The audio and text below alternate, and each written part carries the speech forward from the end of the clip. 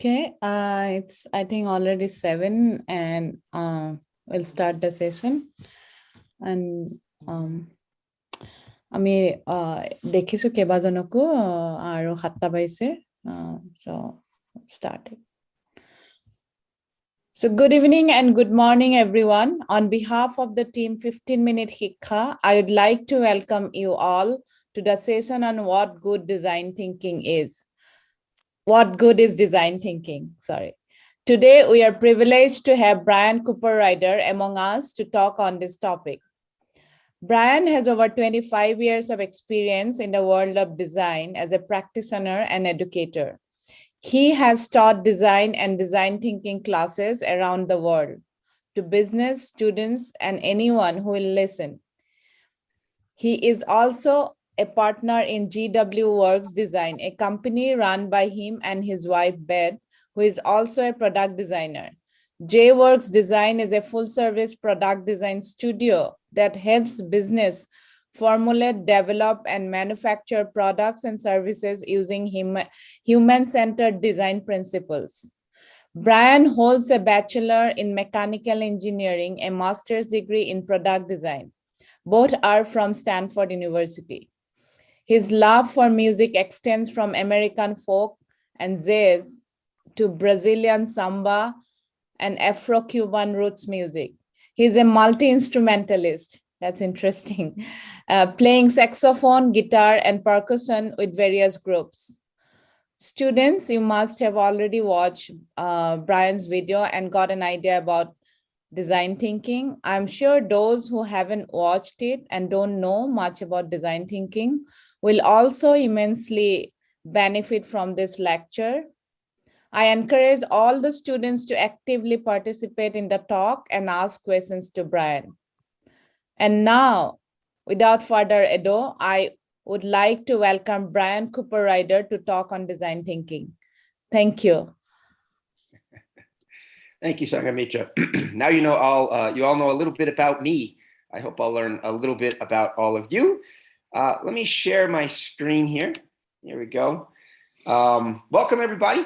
Looking forward to answering your questions today. Please don't be shy, as Sangamitra said, about asking questions. That's really the best way for me to make sure that all of you are learning something here by answering the questions you might have.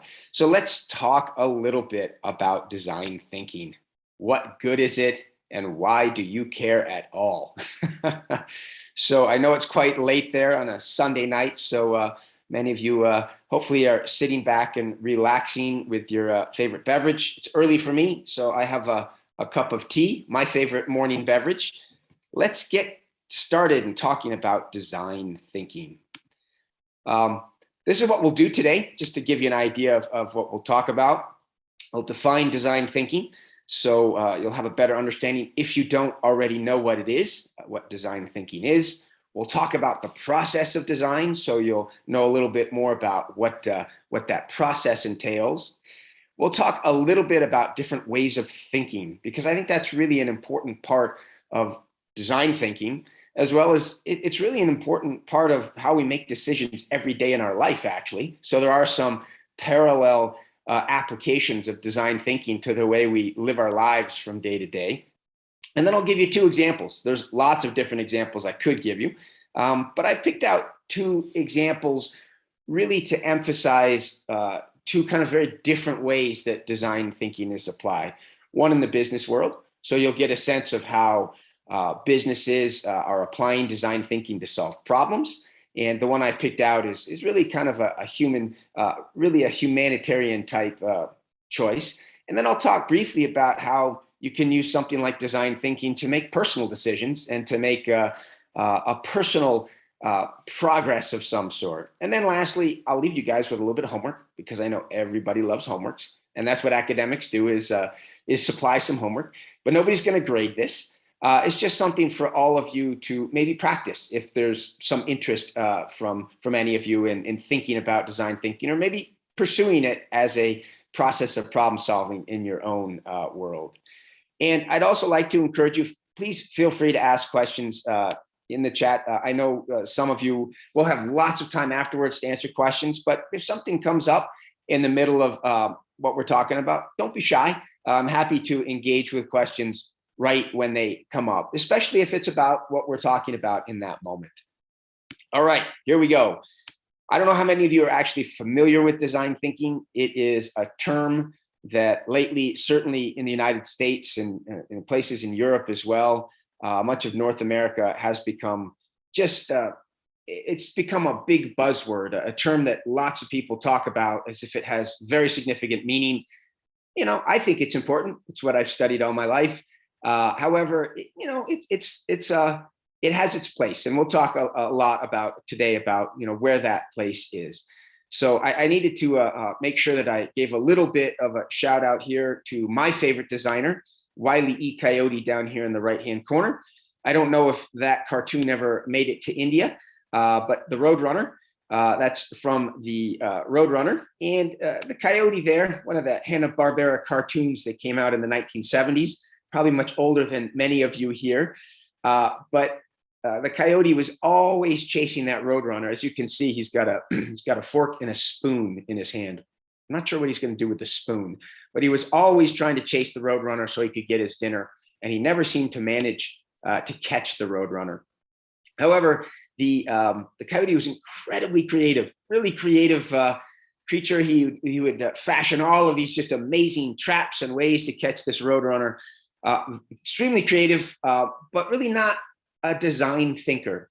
And the reason he's not a design thinker is that design thinking is human-centered design. Not that, you know, I suppose it could be coyote-centered design as well. But the idea with design thinking is that it really needs to be focused and centered on human beings. So we can think of, as an example, engineering design is really just problem solving.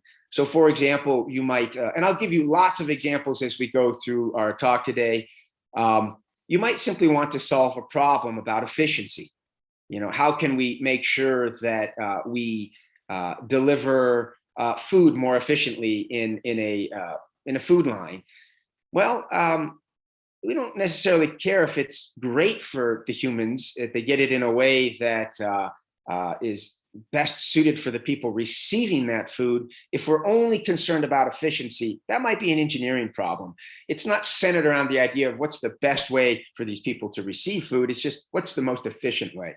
So I hope that small distinction gets you thinking about the difference between simply problem solving and human-centered design. When I first started my journey in design thinking, this is what I had to deal with. This was the definition of design. So if you read that, you don't have to read the whole thing. There's a lot of text on there, but this is what we saw. This comes straight out of the dictionary. And I was a product designer coming out of my graduate program in my graduate studies. And I spent a lot of my time explaining what I actually did, because nobody knew what a product designer did. Nobody knew what my profession was.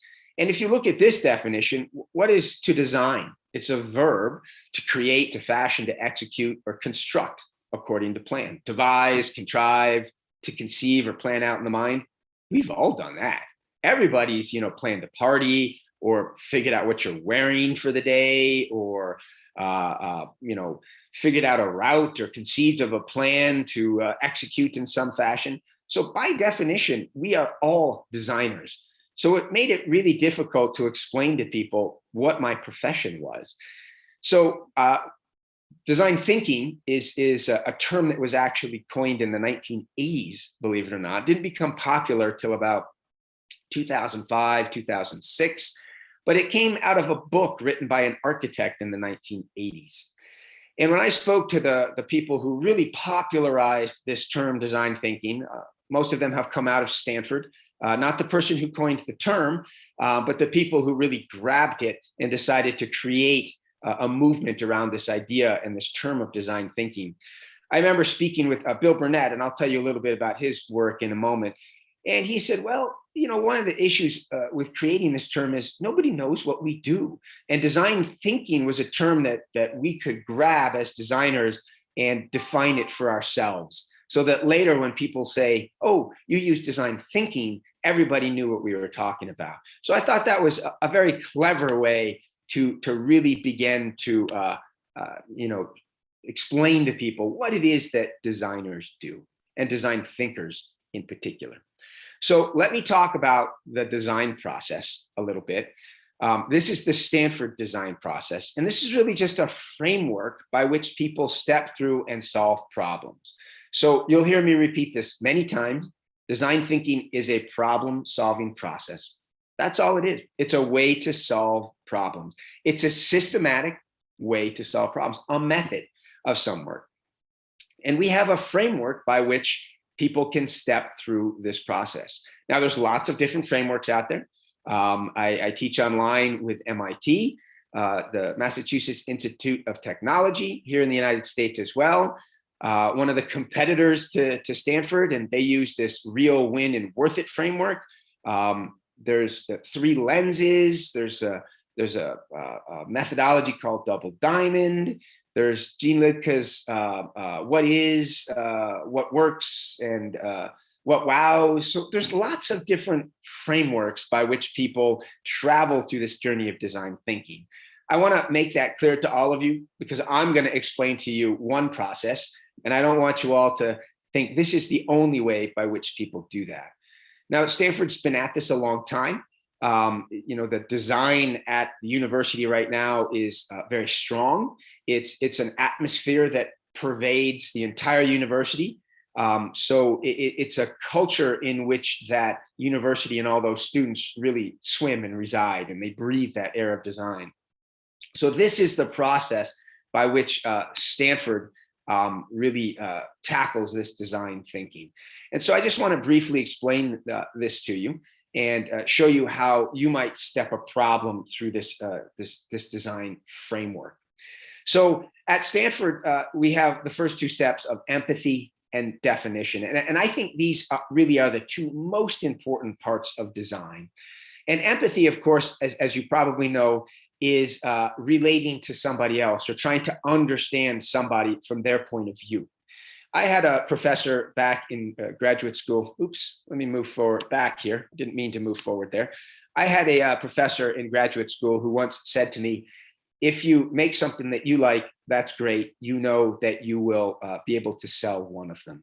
And I've also heard people like, Guy Kawasaki, who used to be, back in the 90s, a very famous evangelist and promoter of Apple products. I went to one of his talks, and he said that he heard from an innovator that you should just pursue something that you're super passionate about, and then other people will get on board. So there's different methods by which you can do this, but I think it's much better to understand the people that you're designing for. And empathy is the way that we do that. We kind of, to use that term, we walk in someone else's shoes. So if I were to design a new footwear, I'll use that example. I would want to spend time with people who might use that. Let's say I'm designing something for runners. I might want to spend some time with runners, go for a jog with them, watch what they do, how they put their shoes on, how their relationships with each other are, maybe spend some time at home with them. So I'm really immersed in the world of these people to understand what it is that motivates them and why they do what they do. If I'm going to create solutions for these people, it's really important to understand them. And so that's, I think, the most important part of the design process. If we're creating solutions for people, who are these people and why do they care? I could give you all sorts of stories about doing this the wrong way. In fact, one of my stories that I often tell when I'm lecturing is centered in Assam, actually. And it's about a non-governmental organization that came in to drill a well for a village that didn't have a well. And they discovered later that the women who walked a long distance to gather water, 5 kilometers each day, didn't want this well. And the people drilling the well had they just didn't understand why you wouldn't want a well in your own village. Well, they didn't bother to spend any time with the people in the village to understand that this was social time. The women felt that if they if they had a well, that would be more work. And they didn't mind the walking because that was time to catch up and connect with their friends. And so we often impose our values on other people, thinking that they want what we want. And again, as my old professor said, if you like it, that's great. You know you can sell one. Well, we don't want to sell one. We want to provide services and solutions to lots of people. All right. And I think the other really important part of this design process is this defining part. And that's where we take all of these observations. I've been out with my friend who's a runner and understanding what it is that he does and what motivates this person to run. And maybe I'm looking for solutions about being able to get those shoes on more quickly. And I've heard him say lots of things, and I've heard other people say lots of things, but how do I turn that into an actionable need that I can find solutions for? And I'll give you an example of this in a moment. But people often say things in the negative, like, I just want to get out more quickly, or I don't like this. How do we turn statements that we hear into actions that we can take? And so these two processes are really, really important in the design process. We got some artwork going on here. Somebody's drawing some art on here, which is great. Keeps the slides colorful. All right. And our third process is ideation. These are the parts that everybody think is the important part of design, but really these are probably the easiest parts. This ideation is where we start to look for solutions. Many of the tools that you might have heard of, like brainstorming, these are all ideation tools. And once we've developed ideas, we have to build things that represent those ideas. Those are prototypes. And then we have to go out and test them. So there's a really important thing that I'm not showing here, which is that this is a cyclical process. It looks like a path where you just go through here that says empathy, define, ideate, prototype, test, and you're done. Well, that's not how it works. You might discover, for example, when you make a prototype that you have to return to discuss something with your person you interviewed who's a runner. You might discover there's knowledge you don't know after you make something. And so we might have to return to many of these steps. It's a cyclical process. You can see my arrow just going in circles here. It's a cyclical process. And oftentimes young designers think, oh, I failed. I've gotten to testing and I realized my prototype doesn't work. And I have to go back and make sure that I'm answering the right question. That's normal. It may be frustrating for many people who have been taught that there's a problem and you solve it and you're done. In design, we always have to return to revisit those. So design is messy, just like life is. It's chaotic and messy, and that's something that we embrace as designers. So that's a quick look at the process. One of the things I want to, if you take a look at this slide here, you can see these colors, not the ones that are drawn on here, but you can see the blue and the green. Look at these colors. Just take a quick look at them and notice this thinking pattern, this focusing and flaring. I'm going to talk about those two modes of thinking here in a moment. Focusing, is where we're really trying to pick out the right idea, and flaring is when we're generating lots of ideas. Take a look at these colors, by the way, in this geometric pattern here. This, by the way, is where that double diamond idea of design comes from. Now I'm going to go back here and take a look at these, at the different colors and the steps here, right? There's some colors associated with define, prototype, and empathy. Now, if you take a look here, you can see that those colors correspond into the different thinking processes. So, this gives you a good example of what types of thinking you will be implementing or using, that you'll be using during the design process. So let me talk about these. In fact, you can see these here: observe, infer, define, ideate, and solve. Let me just talk about those thinking processes for a moment. So I don't know if any of you have heard the terms of convergent thinking, divergent thinking. Those are associated with the focus and flare here. So divergent thinking, that's the flare. You can see this is opening up, it's flaring out. Divergent thinking is when there's multiple answers and multiple solutions to the question you might ask. I might ask all of you, what's the best food in the world? or where's the best place to vacation? And each of you would have a different answer. And all of those would be true to you. And all of them are correct. Now, I might ask all of you something, and that's divergent thinking. We have multiple answers. And when we go into these processes of empathy, where we're gathering information, we're not judging anything. We're trying to get lots of information, and everything is true and correct. When we're looking for ideas, all of those are good ideas. Every idea is a good idea while we're generating them. And it's important that you wear this hat of divergent thinking and that you don't try and wear this focus and flare hat at the same time. So when you're focusing, that's when we're using convergent thinking. And convergent thinking is great when you're trying to answer questions like, what's 2 plus 2? 2 plus 2 isn't 6. It isn't 3.2. It isn't the color orange. 2 plus 2 is 4. There's really one correct answer that has a truth value. And so when we're focusing, we're using that convergent thinking, and we're taking all of our ideas, for example, here where we've generated, and we're looking for the best idea. So focusing is kind of a destructive process, and flaring is a constructive process. And these are two really important methods of thinking that all of you should consider. And it's really important that you do these consciously, that you don't do one process and then do another process at the same time.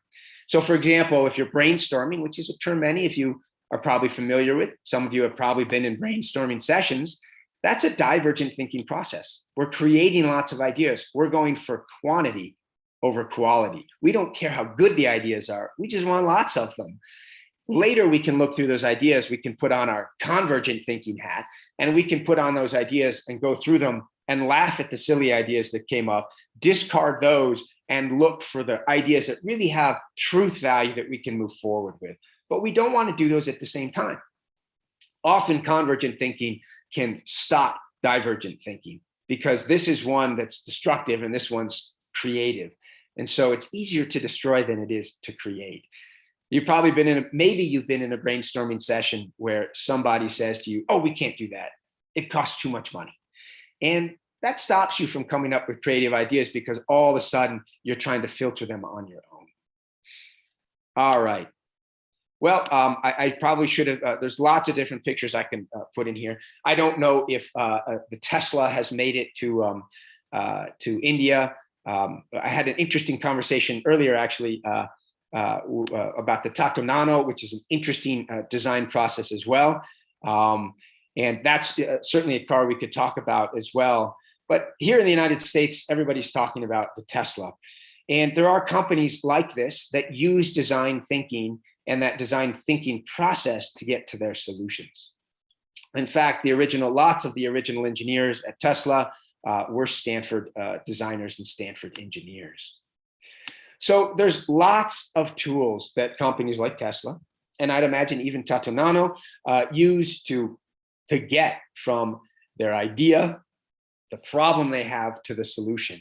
And let's just, I just put a few out here to show you that we don't go through these steps in the design process blindly. We don't simply arrive at the solution without stepping through this process with very, very specific tools that help us do that.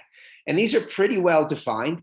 Some people do them naturally if they've been in design like myself for a very long time, but other people very explicitly step through each of these steps. They go through the instructions to do that. For example, in empathy, we have interviews and visits and observations. We use tools during our interviewing that are very explicitly laid out with instructions on how to do this. When we get to the define stage, we have tools as well, things like group and saturate. This is an empathy map on the left here, group and saturate on the bottom. When we get to ideation, there's lots and lots of ways to generate ideas. Brainstorming, probably the most common and widely used method. Scamper, which is an acronym for a bunch of tools: substitute, combine, adapt. Biomimicry, you've probably heard the story of Velcro, which is what I have kind of laid out right here about a person who was walking with their dog and thinking about the burrs that were stuck in that dog's fur and wondering, that seems like this is a good way to connect things. So we look to lots of places for inspiration for our ideas. When we get to prototypes, there's lots of different methods by which we prototype. And then, of course, there's methods by which we test those prototypes to make sure they have validity and that they're correct.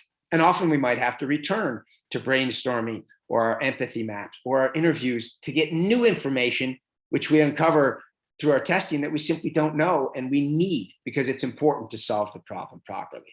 So each of these steps comes with tools by which you can solve or reach fruition through each one of these steps. All right, I promised you a couple of different places where design thinking had been applied. So I will give you this case study, which is one done by the design firm IDEO, which is maybe one of the largest design firms in the world. It was founded by 3 people, one of whom I was just telling you the story. Mike Nuttall was one of the 3 original founders. He was the one who said to me, well, if you like it, that's great. You know, you'll sell one. He was an Englishman who was an industrial designer, not so much a product designer. David Kelly, who is a very famous designer. And I can't remember who the 3rd person was who founded that company. But IDEO took on this challenge. They were approached by a hospital in Chicago, and they were asked, this was a children's hospital, and one of the operators of this particular device, I don't know if any of you know what this device is. This device is called an MRI, a magnetic resonance. I can't remember exactly what it is, but this MRI is a method. Bryan, Yeah. Bryan, actually, you can disable annotation at the top of your. Can you check at the top? I think there is someone who is annotating on your slide, so you can disable. All right. See that? No problem. I got that. And then maybe you can remove the these things or remove the stuff which is there. There is an option there, I think. All right. Let me figure out how to do that, folks. 1 second. Sorry. No problem. MRI is written right there for you all to see. Because that's going to be there in the slides also. Is that something you're able to do to remove those? No, I think it's there on Nilkamal. Yeah, Bryan, you can go to the more. There we go. I got it. Great. Thank you. Thank you. You Great. all right, thanks. All right. Yep. Sorry. Not a problem at all. Oops, I need to get rid of all these screens on here.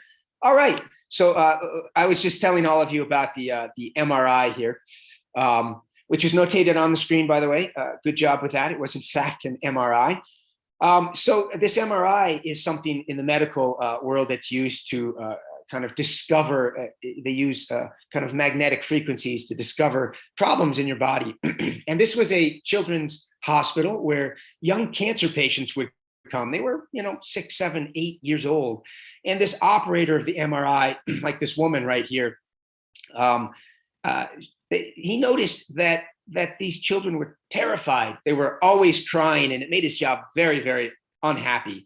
And they approached this design firm and said, look, can you help us with this? I don't know if any of you have been in an MRI, but it's very uncomfortable. It's loud, it's disorienting, it's claustrophobic. In fact, if you look at the inside here, this device contraption spins. It spins in circles here, and it's very, very loud. And so it terrified these children. And IDEO went through the steps that we just discussed. They went out and they interviewed a lot of these kids. They went through that empathy process. They heard a lot of things. They stepped through that defining stage. They thought, well, how can we find some actionable need through here? And they went through this process of ideation, testing, and prototyping and testing, and arrived at something. And I'm going to show you a little bit of that early phase, how the results of some of their interviews and how they kind of found an actionable need out of that. I don't. Again, here's a reference to kind of 1980s, 1990s. The Mario Brothers. I don't know if that's a game that people still play, but Mario always had to leap across this big chasm here.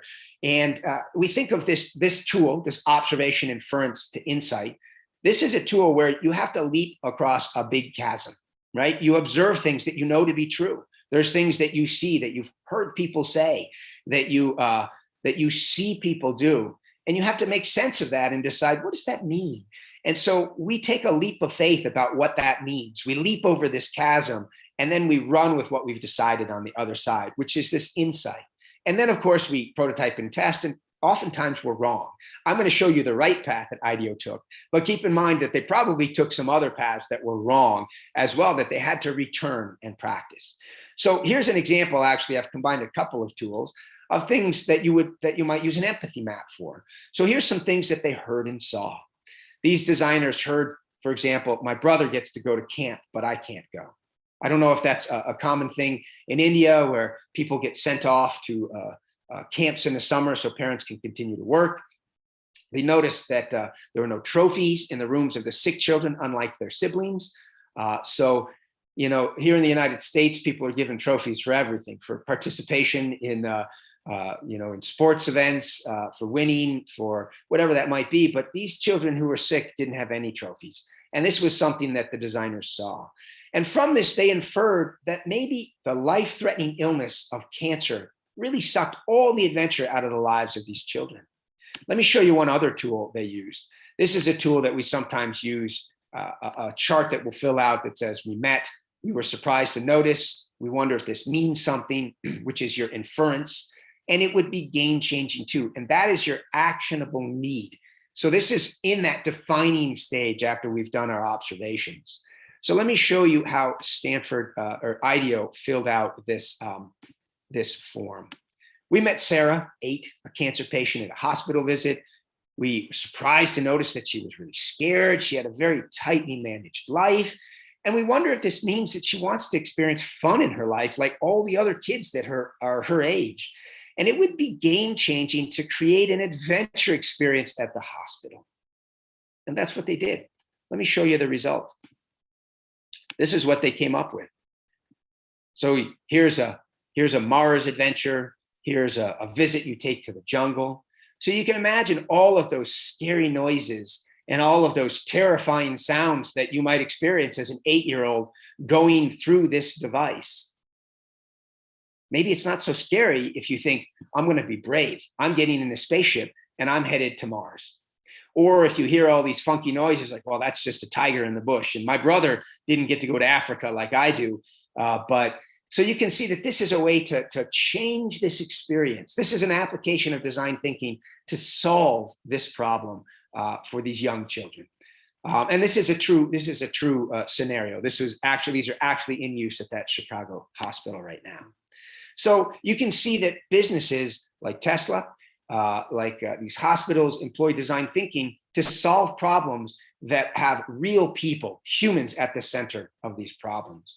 Now, you can use design thinking in lots of different ways. I was telling you about Bill Burnett, who I was having that discussion with some years ago about why design thinking is a term and how it helped define what we do as designers, as opposed to just that general definition of design. Well, Bill Burnett and another colleague at Stanford, David Evans, Bill Burnett now helps to run the product design program at Stanford. Something he was not doing when I knew him. He was just a kind of an advisor there and helping out. But Bill Burnett and David Evans wrote this book called Designing Your Life. And this is a way that you can apply the idea of design thinking to your own life. In other words, how might you actually, how might you think about figuring out what you want to do with your life and stepping through that in a methodical way using the design thinking tools we just talked about? It's an interesting way to tackle a problem of figuring out where your life, your personal life is going with you, the human, at the center of that.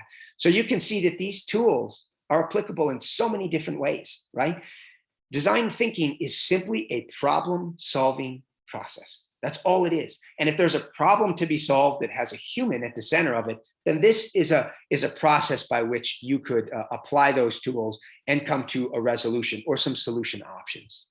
So let me leave all of you, before we start answering questions, let me leave all of you with some ideas, but really at the heart of what drives and what makes people successful designers.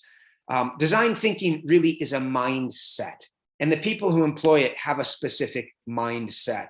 And what is that mindset that makes these people really successful?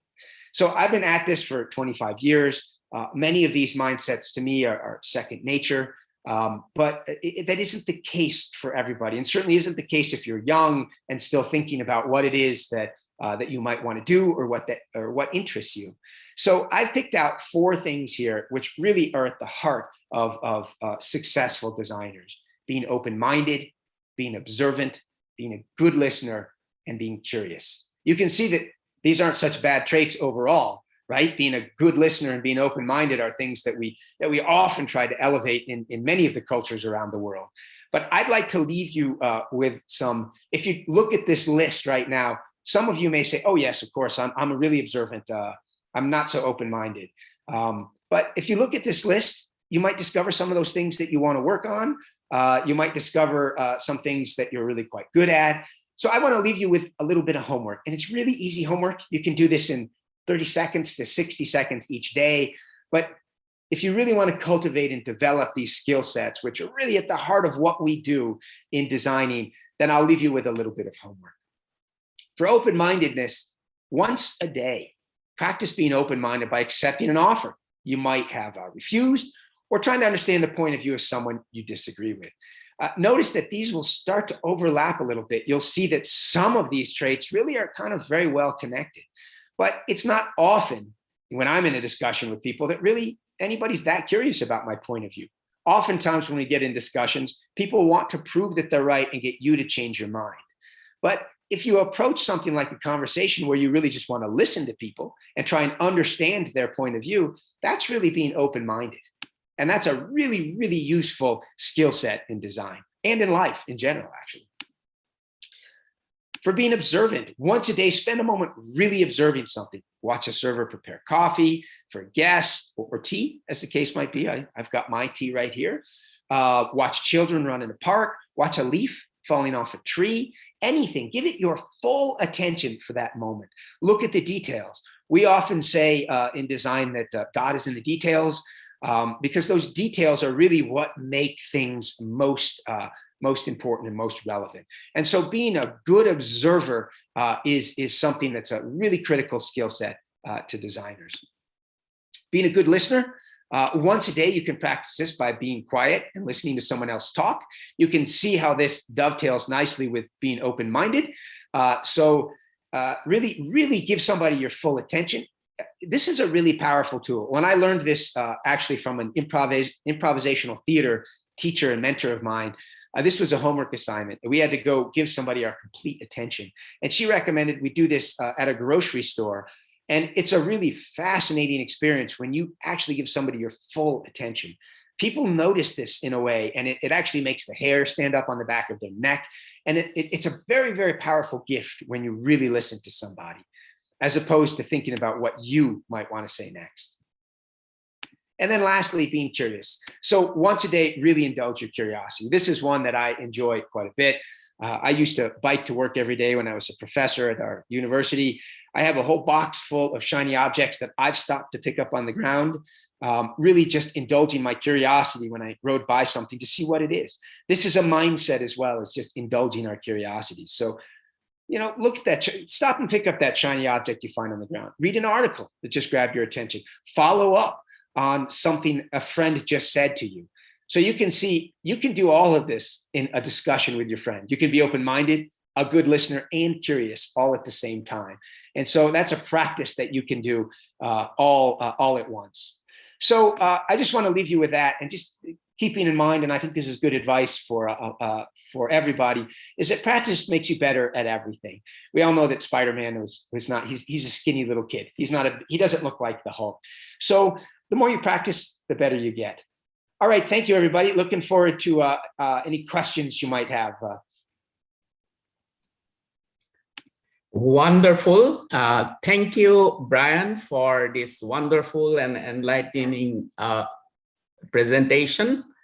On behalf of the entire team, 15-Minute Hikha, I would like to thank you for introducing us to design thinking and the design thinking process. Now, before we go to the question answer session, I would like to announce that we will not have our regular session next time in 2 weeks. That means on April 17th, because of Bohag Bihu, Rongali Bihu. That is one of the main festivals in Assam. And so we will be meeting again on May 1st. We will announce the title of our next presentation through social media and on our platform. And again, thank you all the participants. Thank you, Bryan. And now I will ask Nilkamal to take over and pass on the questions that are on the chat box and also on Zoom and on Facebook and YouTube to Bryan. Thank you.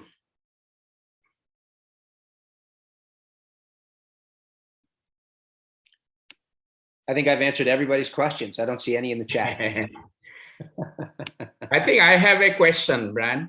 So that process that you have been talking about, design thinking. So same principles or the same process, does it also apply to service design? Absolutely. So when I think of products, a service is a product. In fact, you could easily argue that first scenario with the GE Healthcare, the hospital, and the cancer patients was really a let me stop this share here. I'll get rid of my slides so that's not distracting people. You could easily argue that is a service, right? And you can think of many examples that we bring up. For example, like Airbnb or Netflix, which you probably don't have Netflix in India, but I don't know if Airbnb has made it over there. You can also think of I know that we have here. I think is GoCar an Indian car rental service? There's some agency in India that allows you to rent cars without going through a line, right? You just show up and rent your car by checking in online and going to the car and typing in a code. So these are all processes that design thinking has been used to make these services better services that serve people more effectively than they did before. So again, design thinking it's just a problem solving process. And that applies to services as well as products. Absolutely. Yeah. Great question. Thank you. Thanks. Hiranyada, I think Aranyak has a question. Aranyak, you can unmute and ask the question.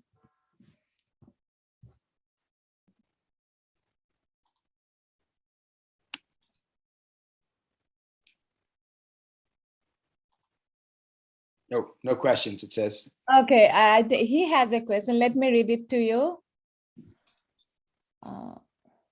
There's a few in the chat there.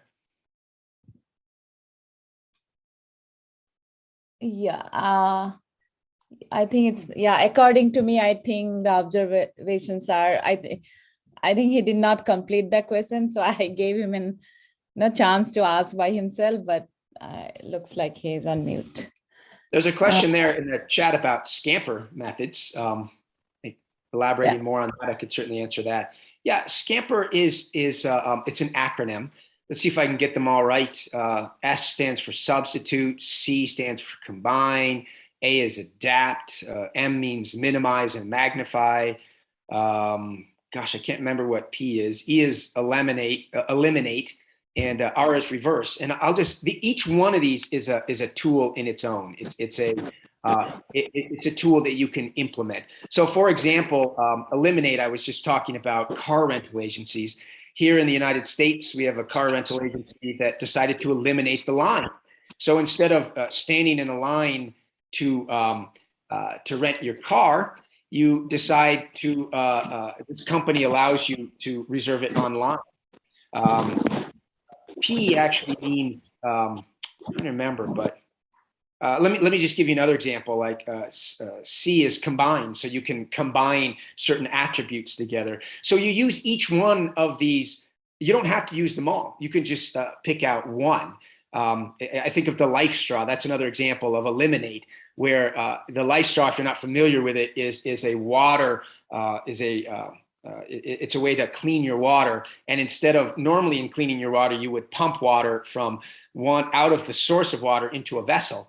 And this company makes a straw that you actually suck the water out of that source without having to store it. So you can drink directly from a dirty water source. Vessel. And this company makes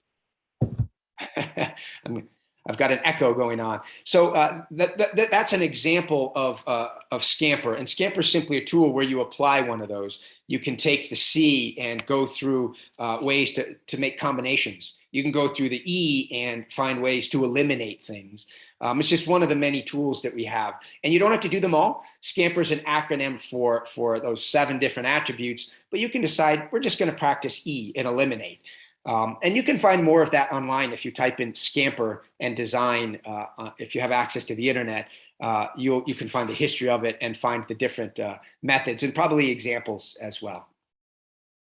And I see there's a couple questions here in the chat, and I can just take some of those because I see them there. Jugal, you were asking about the backstory of Zworks design. My wife and I are both product designers. We have the same kind of academic background.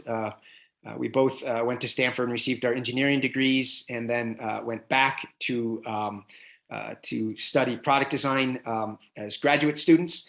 And we started this company together. My wife's been a consultant for many, many years. I worked as a professor for some years, and we decided at some point to kind of do this together. So there's lots of design companies out and about, but this is ours that we launched. And I don't know if I'm answering your question. Maybe you have a different specific question of some sort related to that. Thank you, Bryan. I just wanted to know that even before this design thinking became a buzzword, I still think that companies used to have that kind of step while releasing a product, right? Absolutely. Product designers have been, my program that I went through started in the, I think it was in the early 1970s. So people have been generating products, and these ideas have been around for a long time. That's a great question, because people often think that design thinking is something that's brand new. The process of design thinking is quite old. It's just that the term now has been established, and we have a very specific process with steps that have been defined that people go through. So it's not that it didn't exist before, but it's much more clearly explained and defined right now. But certainly these processes have been around for a while. And of course, the profession of design isn't actually that old. It's probably, I think designers, industrial design arose as a profession where we cared about what things looked like. Industrial design is really about how things look. That probably only appeared around the turn of the century in the early 1900s. And I think Apple really is the company that elevated this idea of design. So what happened in the past is there were always designers, but they reported to a manager who reported to a manager who reported to another manager who reported to the person who sat in the meetings every month with the owner and the CEO of a company. And Steve Jobs at Apple decided that that was important. And he took that designer and he put that designer in the meeting with him. And so if you look at Apple as a great example of using design, they've really thought about that experience. People love Apple products because Apple creates an experience for people, and they buy into that culture. And Apple's worked really, really hard to create a culture, thinking about how people travel through the journey of using their products. Certainly practicing design thinking long before design thinking was a term. I don't know if that answered your question, Jugal. Yeah, it does. Yeah, thank you. You bet, no problem. Well, so I see another question in the chat here from Ankur Hussain. I talked about the Stanford design process, and I think the question is if every place has its own design process, and that's actually not necessarily the case. They're all kind of the same. There is some competition amongst the top schools in those fields to define and carve out their own process. MIT and Stanford are probably pretty friendly competitors at that level. They share a lot of students on the graduate and undergraduate level. but they, MIT is trying to carve out its own process a little bit, but most schools don't. They follow one of these processes. Design thinking is taught at multiple schools, but there really aren't, there's probably only a handful of processes, and most of them have been adapted more for businesses. So people are writing books on it and trying to kind of sell this idea to a different business. So it's not really the academics that are changing those processes, it's the business practitioners. All right. Bryan, I can see a question on Facebook. I will read it for you. So this is from a class 11 student, Tanoya Gogoi. The question is, so design thinking is a new thing for us. Can we use it in creating a platform for the farmers to help in selling their produced items? Absolutely. Remember, if we go back to the core definition of design thinking, it's a problem-solving process. That's all it is. So if there's a problem to solve, you can use this process to solve that problem. And especially if that process involves a human that's at the center.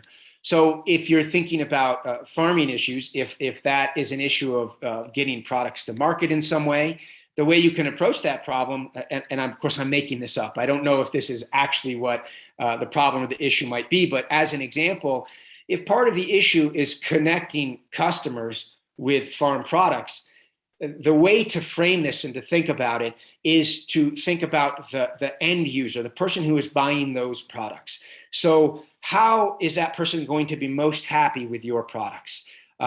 Is it because you've gotten those products to them in a timely fashion and made it easier for them to find you as a farmer and to pick those products up so they don't have to perhaps travel across town in some way? So if you think about how to solve the problem for that person of getting your produce into their hands, it makes them happy.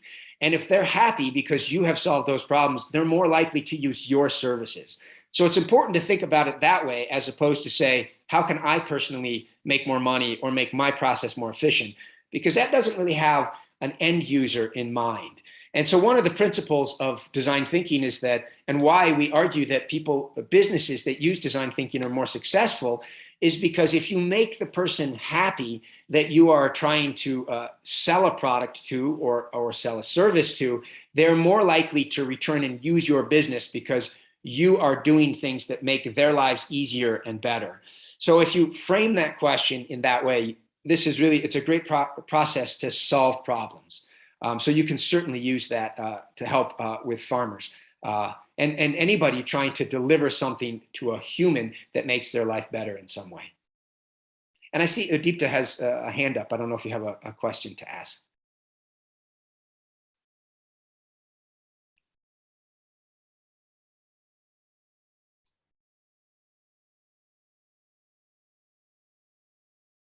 Okay, I'm guessing no. Should I move on? Yeah, so there's a question here. Do you have something to direct there, Hiranya? Yeah, Udipta, let us unmute you 1 second. So we can give you 1 second, Udipta, so that you can ask. Just a second. Okay, so I think now you can ask yourself, Udipta. Please go ahead. Yeah, sure. Thank you. Sorry, but thank you for the really interesting talk. I do not have a background in design myself, but it was really interesting to see. So I was just wondering, the things that you were talking about, human-centered design. But the question I was thinking, like, which humans, whose knowledge is actually being there, or which social values are there in the higher level in the process? Because there's so much talk about it, like inclusive design or non-normative design thinking, or there was also a concept I came across recently about design justice. So I was just curious, like, what's gonna be your take on it? How would you say that we can go beyond this, normative design and make sure it's more inclusive, which is not very EU-centric or white male dominated? I mean, no offense to you, but that's a great question. Yeah, I just wondering about that. So if you could just, Yeah, no, that's a great question. I think what often happens is that first step of empathy that I talked about is often overlooked. It's very common for people to say, and the example I gave you of drilling a well, I mean, who would want to walk to get water? Well, some people, it's part of their culture and they want to do that. And you have to have respect for that. So all of the things, Udita, that you just mentioned, there's two things going on here and two thoughts I have immediately that come to mind. First of all, is that step of empathy is the process by which you connect with the person and their values. And in understanding their values, you have to embrace them and respect them. So I don't design something for somebody and say, well, I want this and my values are better than yours. I have to respect the values of the people I'm designing for. And you bring up a really good point, which I think is really important. There's a big conversation here in the United States, kind of in a movement in a conference that happens every year that says, where are the Black designers? And of course, in the US, when we talk about Black, we're including the Black and brown people. And to really, oftentimes, to have a voice at the table, it's good to actually be there at the table. And so there's been a big movement to push and to get people who are Black and brown in the United States to embrace design as a profession, because oftentimes exactly what you're talking about, the history of design has been elevating, as you said, Eurocentric views on things. Now, with that said, this process of design thinking has that step of empathy, which should very much is meant to alleviate that. In other words, to embrace the values that are not ours, but the values of the people we're designing for.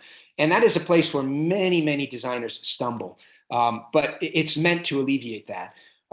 So those 2 points I wanted to make, and I would encourage you, if it interests you, to jump into design, because when you're actually designing things and you bring your own view to the table, it's much easier to design things for people when you can connect with them because you share some of their values. I think that's the perception. I personally find it fascinating to be in different cultures where people have different values because I enjoy that so much. And I love to learn about that in design. And we look to them, good designers will look to those people to validate that we're making the right decisions. Not everybody does that. But remember, I'm not designing, I shouldn't be designing for myself. I should be designing for the people who I'm solving a problem for. And I look to them to tell me whether or not I'm doing this right or wrong.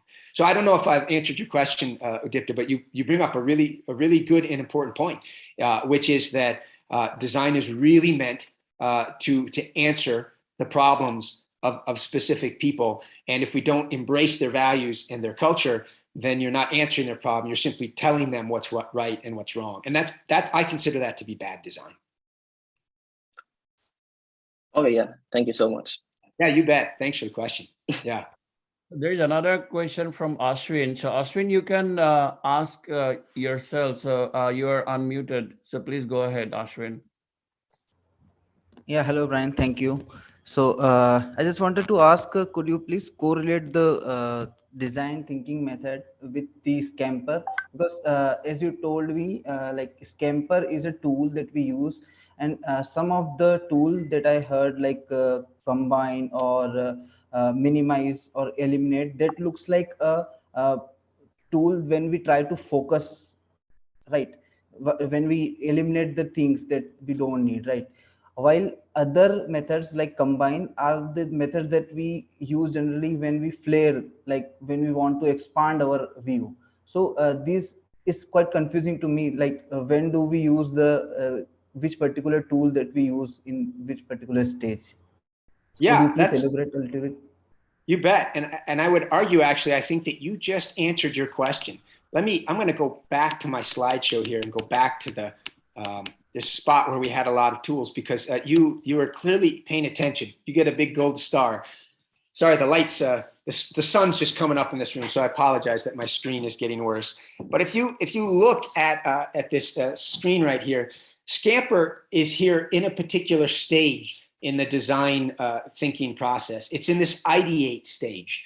So if we go back even further, as you pointed out, ideate is here in this flaring stage. This is where we're trying to create ideas and solutions to a problem that we've already defined. So we've already gone through empathy and definition, and now we're looking for solutions. Maybe that solution is to the problem of people being frustrated in renting a car because they get off a long plane flight and then have to stand in a 2-hour line to pick up keys to their car.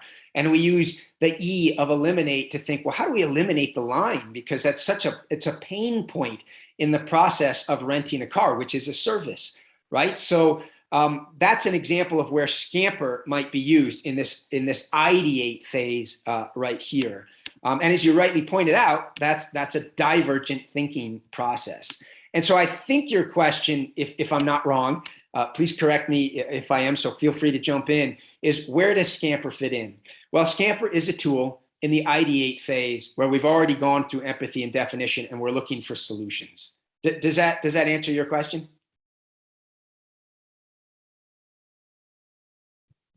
I'm guessing yes. All right. And Ashwin, I'd say you did a very good job of really answering it yourself. So I think I was just kind of confirming what you were saying. No, Ashwin. Thank you, Bryan. Thank you, Bryan. But you see, there are tools like eliminate. As you told me in the ideate state, we don't want to eliminate any of the idea. Maybe it's a rubbish idea, but we want to take it. So while using Scamper, we eliminate things, we minimize things or multiply the things. So in that case, some of the tools doesn't, I think that doesn't have that use. Or I'm taking it in a wrong way. Please correct me. Yeah, I think what you're talking about is the different thinking processes. And you're right. I think it's perhaps a bit too simple to say that we are always using divergent thinking. We might look, for example, I'm going to go back to that example of the cars. There's another tool that's a service experience cycle map, which I'll explain briefly, is if you step somebody through, if you look at something like a car rental process and you create a map that shows exactly what people do for each of that process. They get off a plane, stand in the line, fill out a form, talk to a customer service representative, get your car keys, go find your car. That's a very quick overview of the process people go through. And you might look at that process, you'd create that, and you look at that process and you'd say, where are the pain points? You'd interview people and they'd say, well, we hate filling out the forms. You know, we're tired. We hate standing in line. And you'd say, these are pain points. And then you'd think to yourself, okay, how can you could argue that process of elimination is actually a creative process, because you'd say, how do we get rid of these pain points? How do we make this easier for people? So that I see your point. I think your point is that this is a convergent process where you're eliminating things as opposed to creating with divergent. But we do kind of in moments wear those hats of different thinking processes for moments, even when we're creating, because we have to reorient the ship. Sometimes the ship is on the ocean and we're trying to travel in a direction, but we have to stop for a moment to change the direction to make sure that we're still going the right way. So I think it's a good point, but the most important thing to take away is that being conscious about which hat you're wearing. Are you wearing a divergent thinking hat or a convergent thinking hat, a focus hat or a flare hat? And it's okay to switch between the two of them as long as you are consciously doing that. Yeah, we do. Yeah, hopefully that makes sense. Yeah, I got your point now. Great. Thank you, Ashwin. Great question. Thank you. Hello, Bryan. Can you hear me? Yes. Yes, I had a very nice talk, and we got good participation from the crowd also today. So just a general question I have, since this design thinking or this design is a subject is not a very traditional subject in Indian universities. So mainly in some certain schools which are particularly design oriented, or certain master's courses or PhD level courses, they are being taught and being practiced. So I was just wondering at what level these things are introduced at the US universities, and what idea you can give us to introduce them to, say, in Indian universities at the undergraduate level, and how we can go about it. Yeah. Or you can compare US or say European universities, at what point these subjects are being introduced and taught to the students. Yeah, that's and also, Bryan, just to add to that, if you can get some idea about career options in design thinking, that'll be a great benefit to the students. Meaning how we can encourage students to take design because it is linked to a job and certain things like that. Sure. Yeah. So let me repeat what I think I heard to make sure I get this correct. Is kind of where design thinking enters the curriculum in the United States at different universities, and how it's linked to different professions. In other words, where it's used in professions. Were those essentially the two questions? Exactly. Yeah. Okay. So let me answer the first one, which is where it finds its way into the curriculum. That very much depends on which university you're at. I taught for years at a Northern Arizona University in the town where I live. I was the director of the Design for Practice program. I tried to bring in these ideas of design thinking at the freshman level. So we'd have young students coming in, learning some basic ideas about how to think about problems and how to put people at the center of those problems. And I'd correlate those to their engineering work every single year while they are solving problems. So that wasn't in the engineering curriculum, which isn't very human-centered. So there were some challenges there. Other places, you won't find design thinking at all, because it's not something that enters the curriculum. It's a very specific thing that often finds its way into industrial design schools. There are schools like the Rhode Island School of Design in the East Coast of the United States that focuses almost exclusively on consumer products and creating solutions for those issues. And they probably teach design thinking from the minute the students enter that university right up until the end. So there isn't an answer that says this is the place that every university does it. It's really about the culture of the university and how they embrace it. But to answer your question, it doesn't matter at which age you do it. There's a program called, I can't remember what it's called, but it's a worldwide program. I think it's called Design for Change. And they're introducing design thinking and design thinking issues at the elementary school age. So this is the 8 to 12-year-old range. And so this is really, again, it's a problem-solving process, and you can introduce it anywhere in a curriculum as long as it's tied to creating solutions for humans. And so at the elementary school age, that 8 to 12-year-old age, they are working with community partners for 8 to 12-year-olds to be in the community helping to solve local community issues. Or they do it theoretically where they solve kind of bigger issues and the kids weigh in as to what they think it might be good solutions. And honestly, I would argue that's a really good age to do it, because I think European and kind of Western education systems really teach to the head. And we push creativity out the window because we don't think it has value. It's coming back as something that's important, but historically it hasn't been something that we value in our education. We simply value knowledge and being able to know facts and figures and be able to kind of spout that out and return those numbers to people.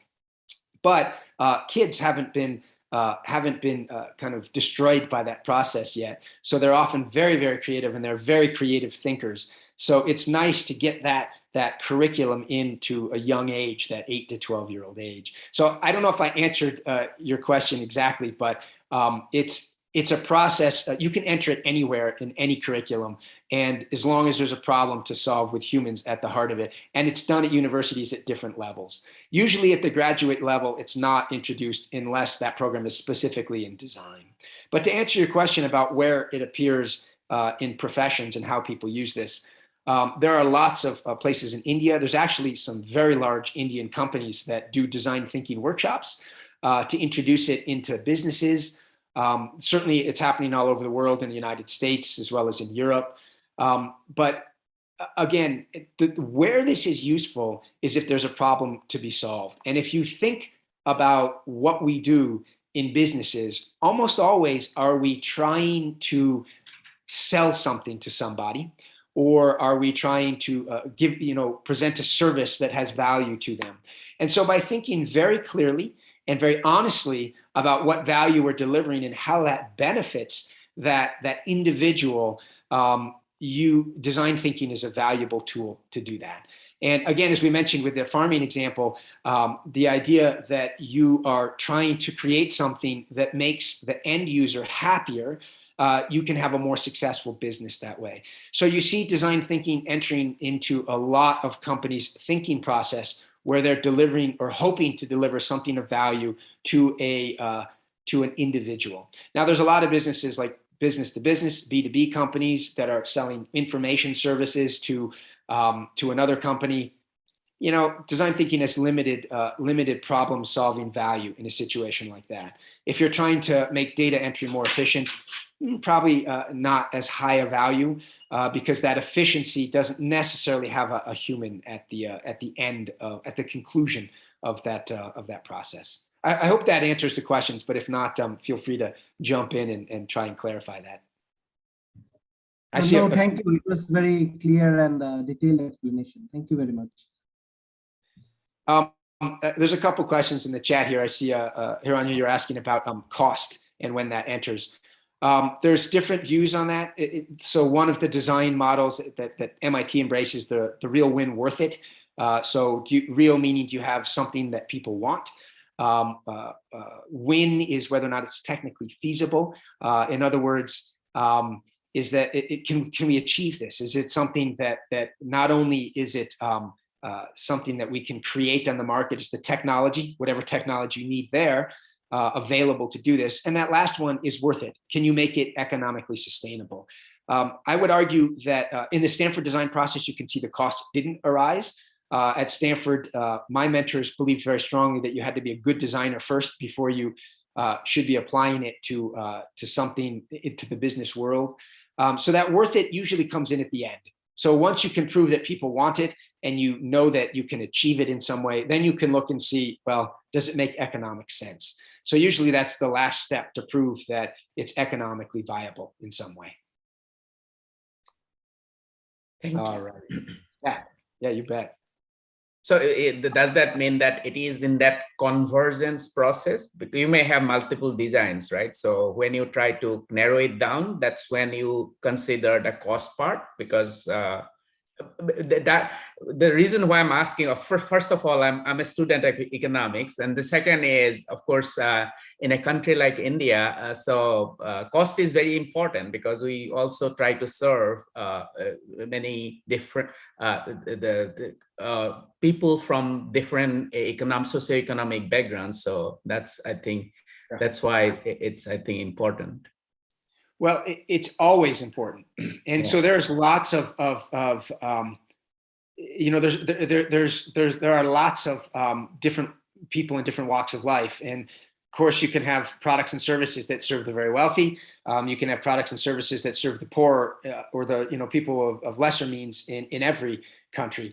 And when we talk about economic sustainability, in other words, the worth it part, I really try and emphasize this with all my students, that doesn't mean that you're trying to make $1 billion like Apple or Airbnb, but simply that it needs to be economically sustainable, which means that somehow you need to sustain it. That could be grants that come from the government. It could be a one-time solution that you're employed by a government agency to solve in some way, and it's put out there and they take that on.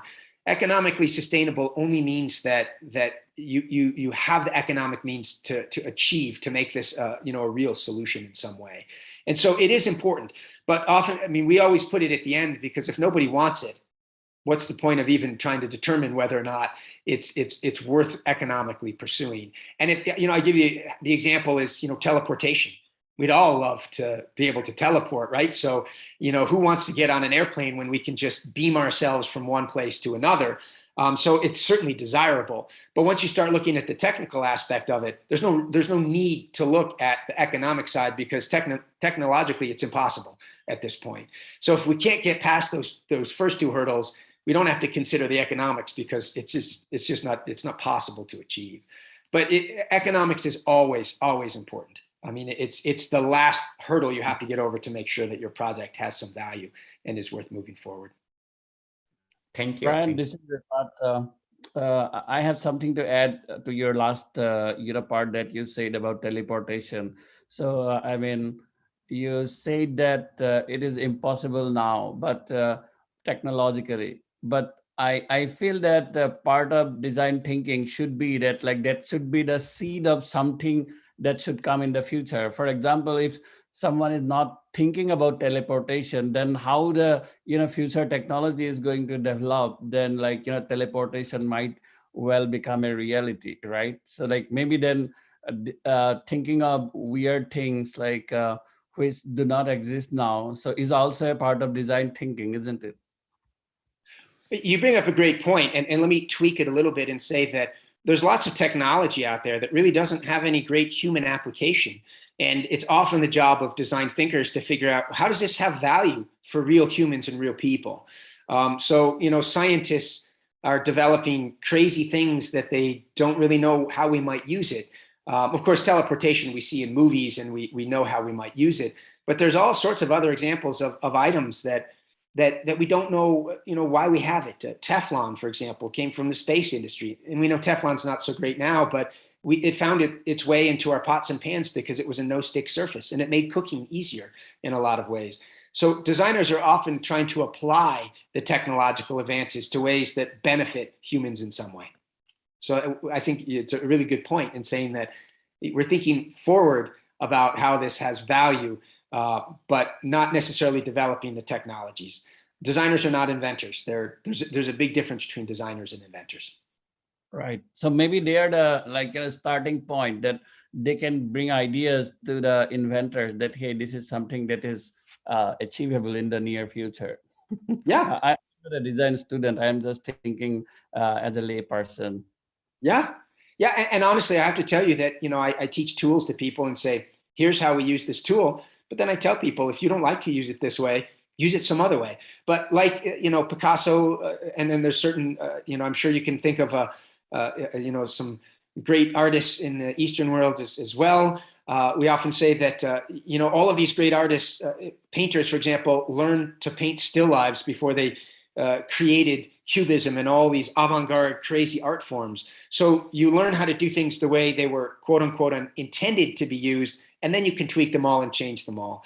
And we encourage that in design. Here's the tools we use. Doesn't work for you? Try it once and then tweak it and change it, because we embrace that kind of forward-thinking mindset. How will this be modified? How will we create new things? Right. No, thank you. So, Bryan, there was, I think, Hiranyada was asking about recommending a couple of books on design thinking, and one of our participants, Udipta, has suggested that he loves the works of Shasha Costanza-Chock and Kata Spiel. I'm not sure if I have pronounced correctly. So do you want to add something about books that the students or others can read on design thinking?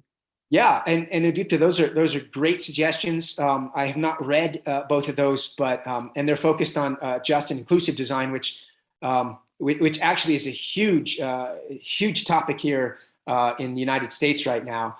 And it's a great application for design thinking, where design thinking has been being applied to the idea of kind of inclusion and equity. So thanks for putting those in. I think a pretty basic book, and I'll tell you what, I'll type it here in the chat, is Change by Design, written by the past CEO of IDEO. And it's not focused on, it's by Tim Brown, I think that's his name.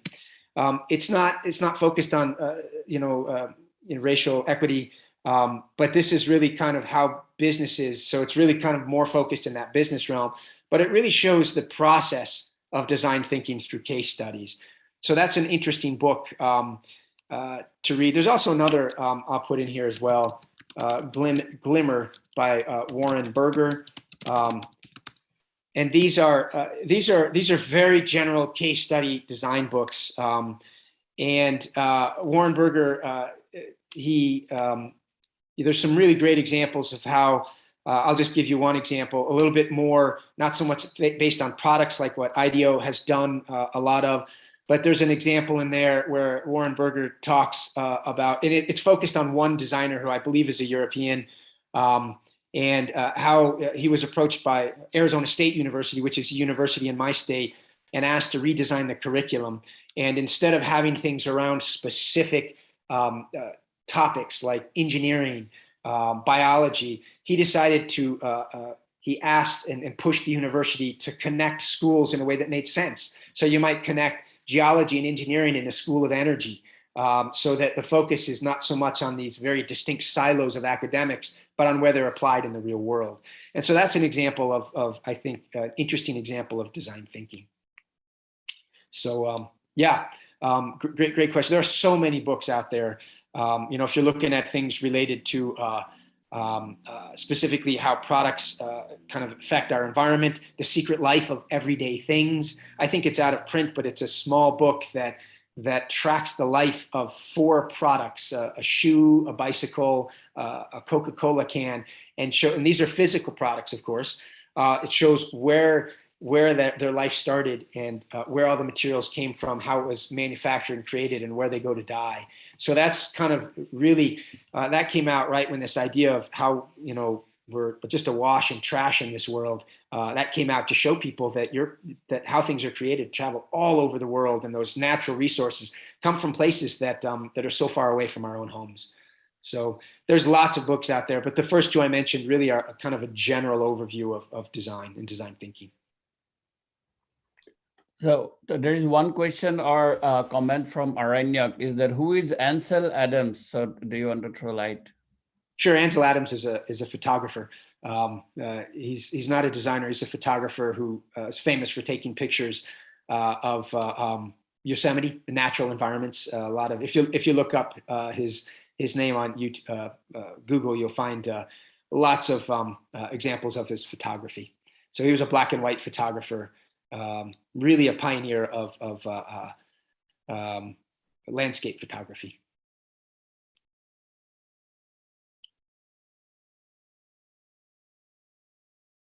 All right. I think these are the questions that we saw. Mitra, can you please go ahead and say the concluding remarks, please? Yeah, thank you, Bryan. It's really an insightful lecture, and we really learned a lot from you on design thinking. And I'm glad that we got a lot of good questions. So thanks to the participants as well, to show their interest and ask a lot of questions on design thinking. And and we'll look forward to have more interaction and lectures like this in future. And thank you so much from 15-Minute Hikka team for all your effort, and you're kind enough to give a lecture on our platform. So thank you so much. My pleasure. Thanks for inviting me. It's really wonderful to meet you all and answer these questions. So I hope students find some value. And again, thanks for inviting me. Thank you. Thank you. Thank you. We appreciate your participation today, and and as Mitra said, that this has been a very insightful session, and even though there are many students like me who is not directly related to design thinking, but I mean it's I think we all have learned a lot about design thinking, and many of us will take it seriously. And thanks to all our participants for your active participation in today's session. And we, as Hiranyada mentioned, that we will announce soon about our next session on social media. And wish you all a happy Assamese New Year, that is Rongali Bihu. And I am speaking it aloud for Bryan because he might not be acquainted with the word Rongali Bihu. So it's a spring festival, and it's very dear to the people of Assam. So and it's a big festival in Assam. So thank you all again, and good night, and have a good day for the rest, and have a good day, Bryan. Thank you. And I hope I will see you someday in Assam. Definitely. That would be wonderful. Yeah, sure. Thank you. Thanks, everybody. Thanks. Thank you.